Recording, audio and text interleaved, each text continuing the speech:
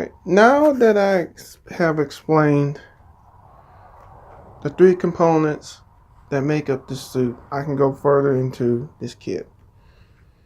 This is a Ver Ka kit, so first off, it's going to cost a little more. It's going to cost more than the normal kit. And two, it's going to be better detail. It's going to have better stickers. I mean, everything about this kit is better. Like, for example, you see silver parts. I don't know if you see them, but I'll try my best to point them out. Even got some silver parts in the cannons. They have silver parts like throughout the kit that gives that little extra oomph, I guess one could say, to the kit. And also, it's pretty good at posing, this kit. The last Double Z that was made was a good while ago, and it was not the best at posing. Transformed, it did fine, but posing, it did not. Here, you can actually get into some good poses, because I think you got it in like one, maybe two poses. But here, I'm like, if you can work it, fine. The only, I would say, the disadvantage of this kit is the fact that, like, when I was trying to transform it, the V-fin would come off. But that's, to me, is just like nitpicking, because you can always put it back on, or if push comes to shove, you can just take the V-fins off, or the hypermate cannon off, and go on. In some ways that may be easier than just trying to, fold it, pull it out, fold it down, put it back on. Because when I tried to do that, it fell off. So I just had to take the whole hypermate cannon off and just fold it down, then put it back on. I did like that, which I could just took the V-fins and the hyper cannon off and it would work better. But I want to do like the instructions said, so I did that. And also, I guess, if I can say this, there is a flaw with this kit, which is just me nitpicking again. It's the fact that the gun, well, not the gun, it's the hand. You would think it has two notches on the gun handle. You have a top one and a bottom. If you would put the hand notch in the top part of the gun, you can't get it on the hand or the arm, because it's got a long back to it. So if it didn't have the long back, you could use the top notch. But since it has a long, the rifle has a long back, you have to use the bottom notch, which makes it look slightly off. But that's the only way you can hold the gun. And speaking of which, since the beam cannon has a long back, you can pull off the poles and you can stretch out the arm and shoot the cannon. You just got to finagle with it. And also, to let everyone know who buy this kit, is when you put the cannon in the hand, well, being rifle, but it is a cannon, street word. You can use a street slang cannon. It has a big cannon if you want. It's that if you mess with too much, the hand part will come off, the fingers will come off the hand, and therefore your double beam rifle will fall off. So you have to be careful doing that and be prepared for it to do that a lot before you get your pose down for that beam rifle. But other than that, that's the only really flaw I can see. Is like, you have to be careful and put it in the hand, because if you bump it too much, that beam rifle will come off, because the fingers will come off the hand. It's just the way they got it. I don't see why they couldn't do it another way. But you know what? You can make it work. You just have to be very careful with that. And I'm just letting everybody know, just be careful when you post in the hand. Because if you don't, the beam rifle will fall out a lot. But other than that, the build is nice. The detail is nice. Pulling off the transformations really wasn't that of a pain. Once you get used to it, I'm like, it wasn't. I thought it'd be a pain, but it's not. Easy to transform back and forth. You can transform this thing back and forth all day. Just gotta learn how to do it. Always fails, get to God. You can transfer easy core top, core base, core fighter, G Fortress, no problem. I have pictures of it on my Facebook page. I am going to link my pictures of it, of my ZZ Ver Ka album. on my face page. I'm gonna link it on the description down below so y'all can see the different poses I pull off. So I will be posting more pictures of this, of the mobile suit itself. I got most of the pictures of it in core top, core base. I have those, and I need to post some more of the mobile suit, pulling out some poses in the mobile suit. But it is a very, I really like this kit. I'm glad I didn't buy the old kit. I waited until I got the new kit. Had to save a little money, but it was worth it. I mean, like I said before, details are good, articulation is good. You can move the head all types of ways, unlike the high new, which, yeah, good luck with that. I mean, you can move the legs, you can move the arms. Like I said, other than the hand that's used to hold the gun comes off more than I like. But other than that, to me, the gun hand coming off is about the only flaw I can see with this kit. Everything else is just all around good, solid kit. I'm really happy with this purchase. Did it take a lot of work? Yes. Was it worth it? Definitely. Definitely worth it. Worth it. Everybody who see this video, go get this kit. You are missing out if you're not getting this kit. If you're a Universal Century fan, if you're a Double Zeta fan, you got to get this kit. I mean, it's a kit killer in the sense that when this kit came out, the old kit just is obsolete. The old kit is just garbage now compared to this kit. I mean, this kit just makes it so no use even buying the old kit. I wouldn't even do it. Now, if you bought it already, that's you. Back then it was the only kit, so there you go. But this one here, this is the one. And also later on, they will be coming out with a double Zeta Ver Ka expansion. Basically, it transforms it into the enhanced double Zeta. Basically, certain parts that in the anime they changed to make it into the enhanced double Zeta. They're actually coming out with that. I don't have any more information than that, but I know they are in the works of making that. And once that's come out, I will be getting that to change this one into the enhanced double Zeta. Now, I don't know if they're going to make a Ver Ka version of the fully armed double Zeta. I'm hoping they will, but I don't know. That's something I may have to do a little research on to actually find out. And so, yeah, they are making parts for the enhanced double Zeta, which I can't wait to get that, to add it on here to make it, anime accurate of the stage it went through. And so, like I said, real excited about this kit. Go get this kit. It's a must buy. And now it is time to talk a little bit about the mobile suit itself. So here we go. Alright, now the mobile suit itself, the Double Zeta was created to basically, how can I put it, have something that is able to transform but at the same time has firepower. Basically have speed and firepower. That was basically its purpose.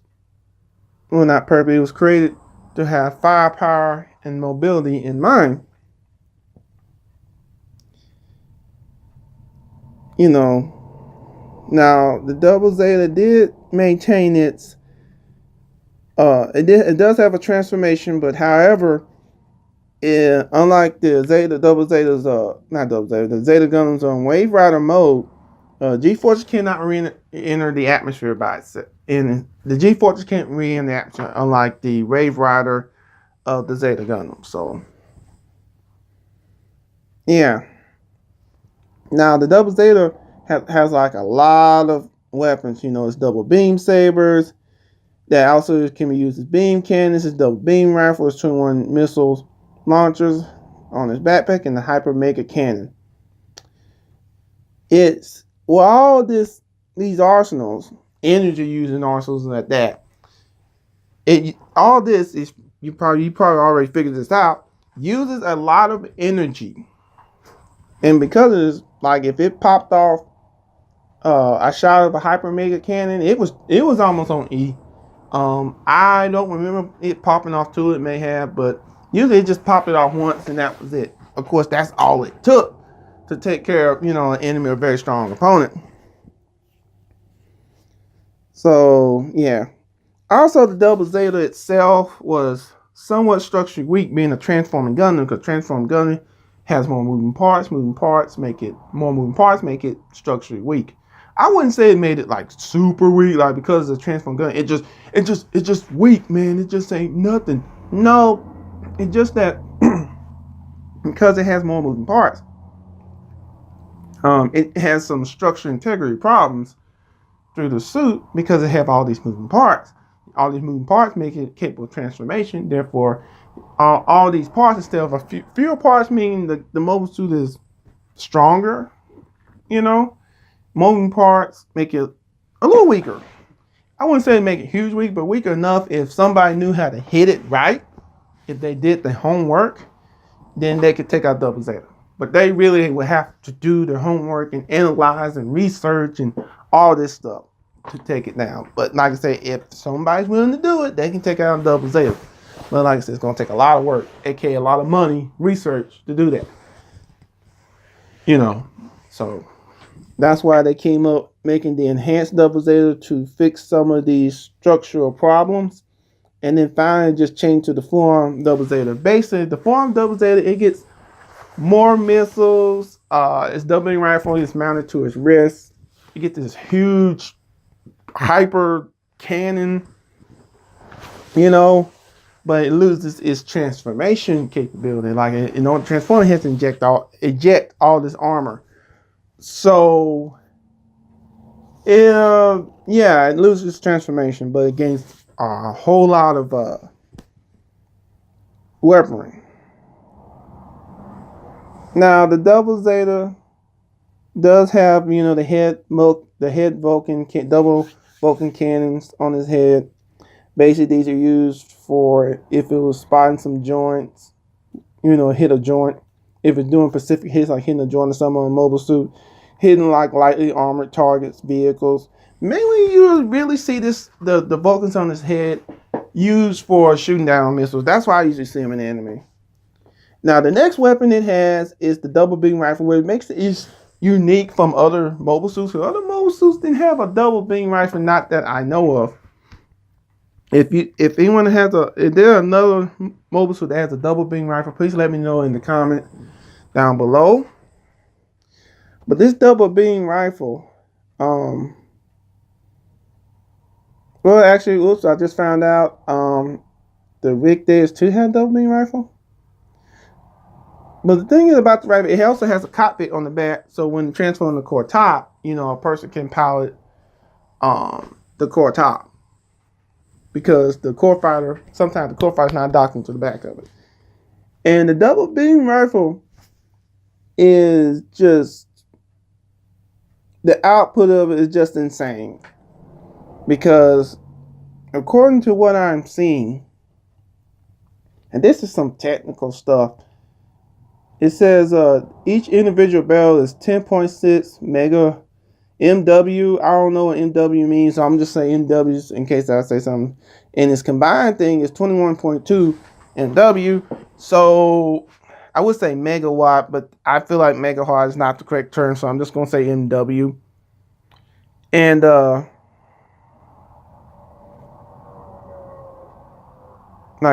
like when it's in core top in G Fortress, it's mounted on the front, the barrels turn underneath.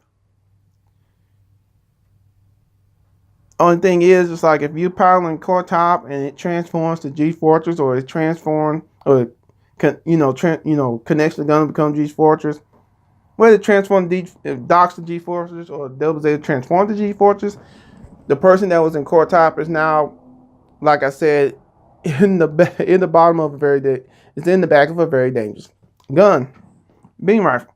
Now, it has the hyper beam sabers, which are just huge and severe, just so OP.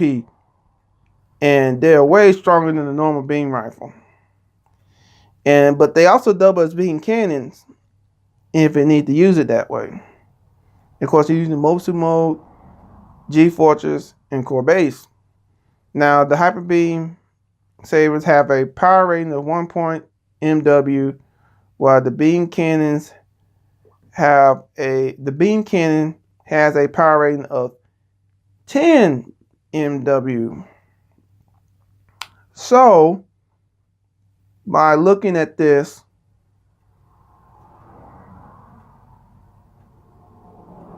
like, it's just each barrel has the same power as each barrel. Each beam cannon power is about the same as the individual barrel of the double beam rifle. Meaning which shows that the double beam rifle is like the beam cannons on his back, but in his hand. In one hand, not one in each hand, in one hand. Firing at the same time. Oh my God. It's the power this thing has at its disposal is just ridiculous. Also, it has the 21 missile launchers on it, which it has 21 missiles in each launching pod. Of course, it can fire these off in mobile suit mode, core base, G-Fortress, and also it has this. ZZ does have shields. They call wing shields. I call them wing binders at first, but they're wing shields, and they're used to protect ZZ from damage. But they also, when he transforms in the core top in G-Fortress, they act as stabilizers when he's in the atmosphere. So basically, they have two purposes other than just protecting him. And he has two on each arm. Usually a mobile suit usually has one shield. This one here, it has two. 4 if you count actually each little thing, but we're gonna say 2. And pretty much this is a beast of a mobile suit that you would not want to meet. A suit that not only is very powerful and strong, physically strong, somewhat structurally weak, but not by much. Now a suit that has a crazy assortment of weapons, powerful weapons, but also has the speed to catch you. This is a mobile suit that has always been my favorite, and a mobile suit that for a while struck fear into the Zeon forces. And by far, it's one of the reasons it is one of my favorite suits. Well, this is FeelGood, FeelGood Gunpla. I hope everyone has a great day. Later.